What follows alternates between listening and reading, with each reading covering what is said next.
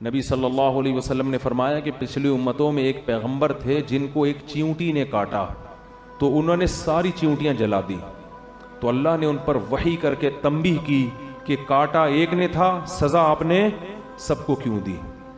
اس سے پتہ چلتا ہے کہ بلا وجہ چیونٹی مارنا بھی جائز بول لو نا بھائی نہیں ہے، خام خامے۔ ہاں گھر میں چیونٹیاں تنگ کر رہی ہیں تو وہ فنائل کا پوچھا ووچھا لگا کے، وہ ایک الگ چیز ہے، وہ صفائی ستھرائی کے لیے، ایسا نہ ہو کہ ڈبے رکھ کے چیونٹیاں پالنا شروع کر دیں آپ بلا وجہ۔ یعنی وہ آپ کو گھر میں تو کیڑے مکوڑے تکلیف دیتے ہیں نا، لیکن تکلیف بھی نہیں دے رہے، خام خواہ میں جانور کو جا کے مارنا یہ اسلام میں جائز بولو نہیں۔ آپ صلی اللہ علیہ وسلم نے چڑیا کو مارنے سے منع کیا ہے، اجازت دی ہے جس نے چڑیا کو ذبح کر کے کھانا ہو، شکار کے لیے، کھانے کے لیے اس سے مار رہے ہو تو ٹھیک ہے، خام خواہ میں نشانے بازی کے لیے ٹھیک نہیں ہے۔ حضرت عبداللہ بن عمر نے کچھ بچوں کو دیکھا کہ مرغی کو باندھ کے، یہ کچھ لڑکے تھے مرغی باندھ کے نشانہ سیکھ رہے ہیں تیر اندازی کا، فرمایا نبی صلی اللہ علیہ وسلم نے اس عمل سے منع کیا، نشانے بازی کسی بے جان پہ سیکھو، مرغیوں کو اس کا نشانہ، یہ ظلم ہے نا جانور کے اوپر، جو کام کسی دوسرے سے ہو سکتا ہے اس میں مرغی کو نشانہ کیوں بنا رہے ہو بھائی؟ مرغی کھانی ہے تو ذبح کر لو۔ اور آپ دیکھو چائنا والوں کو زندہ کتے کھولتی کڑھائی میں ڈال دیتے ہیں، انسانیت ہے یار یہ۔ لیکن اسلام چونکہ اعتدال کا مذہب ہے، پہلے انسان ہے بعد میں جانور، اس لیے جہاں جانور انسان کی تکلیف کا سبب بنے گا تو پھر مارنے کا حکم ہے۔ مدینہ میں جب کتوں کی تعداد زیادہ ہو گئی تھی تو آپ نے صحابہ کو کتوں کے قتل کا حکم دیا، کیونکہ کتوں کی نسل بہت اسپیڈ سے بڑھتی ہے اور ان کے لیے کوئی محکمہ منصوبہ بندی، فیملی پلاننگ والوں کو انسانوں سے فرصت ملے گی تو کتوں کی طرف جائیں گے نا۔ جس کے لیے اللہ نے کائنات کو بنایا انسان، اس کی تو نسل روکی جا رہی ہے۔ جو مقصود کائنات نہیں ہے ان کو مارنے پر جو جانوروں کی جو این جی اوز ہیں نا ان کی طرف سے پابندی، کراچی میں کتا مارنے پر پابندی ہے۔ یہ کتا پن ہے یا نہیں ہے بتاؤ؟ یہ کیسا کتا پن ہے یار؟ کتوں کی نسل کو کنٹرول کرنا یہ قرآن و سنت سے، یہ حدیث سے ثابت ہے۔ مدینہ میں کتے زیادہ ہو گئے تھے، آپ نے حکم دیا قتل کلاب کا، کتوں کو مارو، ایک نسل کو کم کرو ان کی۔ پھر صحابہ تو نبی کے حکم پہ حریص تھے، انہوں نے اتنے مارنا شروع کر دیے کہ دیہاتی باہر سے آتا اس کے بھی کتے کو مارتے ہو، تو آپ نے منع کیا، فرمایا ما لکم وللکلاب، تمہیں کیا ہو گیا کتوں کے بارے میں؟ اللہ کی مخلوق ہے، چھوڑ دو اپنے حال پہ۔ کیا مطلب کہ ہمیں کتے سے کوئی ذاتی دشمنی نہیں ہے کہ اس کی نسل ہی ختم کرنی ہے، اتنا کرنا ہے کہ انسانوں کو نقصان پہنچانا ختم کر دیں، جب کنٹرول میں آ گئے تو اب چھوڑ دو۔ تو یہ اعتدال ہے۔ بعض لوگوں کے ہاں جانوروں کے اتنے حقوق ہیں، این جی اوز بنی ہوئی ہیں، کتے لوگوں کو کاٹ رہے ہیں، بائکوں سے ٹکرا رہے ہیں، کراچی میں تو بہت ہو گئے ہیں، لیکن کہتے ہیں نا ان کتوں کو مت مارو۔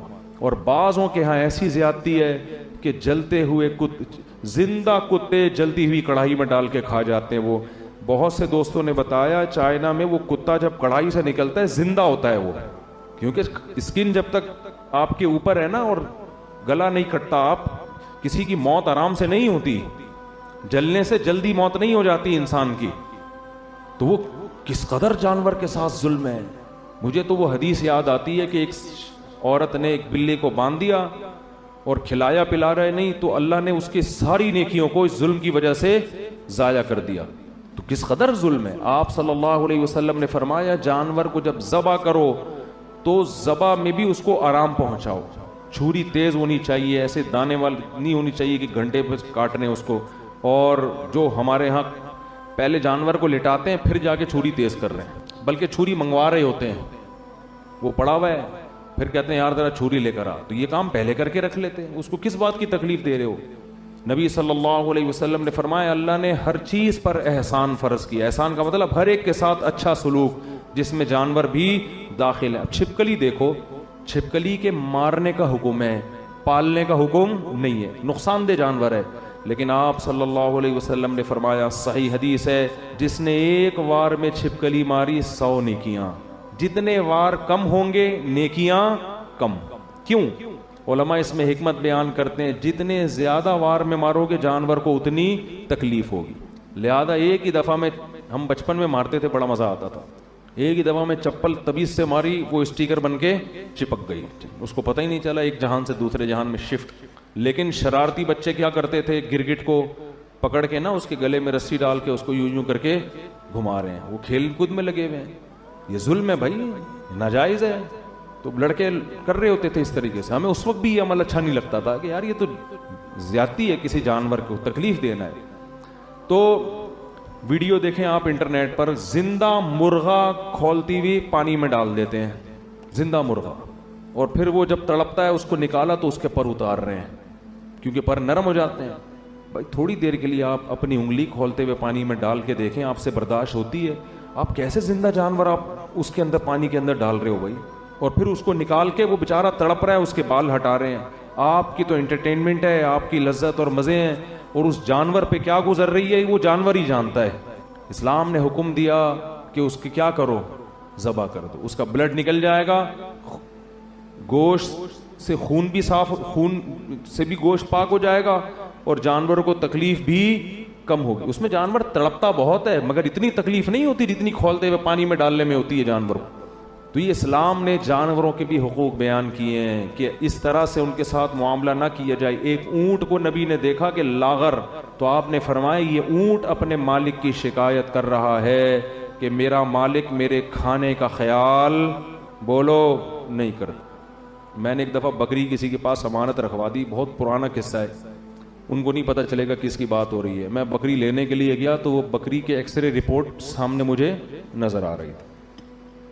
میں نے کہا اس کے تو گردے کی پتھری وتھری کا ٹیسٹ کرانے کی ضرورت ہی نہیں ہے, سب کچھ یہیں سے نظر آ رہا ہے. اس کا حال کیا کیا ہے آپ نے یار, کتنا کھانا کھلاتے تھے؟ کہتے صبح ایک ٹائم کھلاتا تھا بس, میں زیادہ کھانا صحت کے لیے نقصان دہ. اب 24 گھنٹے میں یار آپ خود ذرا ایک ٹائم کھا کے دیکھو, ہم صبح سحری کرتے ہیں پھر شام کو افطاری کر لیتے ہیں, 12-13 گھنٹے کا روزہ کیسا لگتا ہے, اور آپ 24 گھنٹے تک جانور کو, اور بکری تو سارا دن کھانے والی ہے. تو یہ بڑے بڑے ظلم ہو رہے ہیں, یہ بے زبان جانور ہیں. جس کے دل میں آخرت کا خوف نہیں ہے نا, اس سے بڑا ظالم دنیا میں کوئی نہیں ہے. اور جس کو یہ خوف ہے کہ میں نے اللہ کو جواب دینا ہے, تو ان جانوروں کے بارے میں بھی اس کو خوف ہوگا.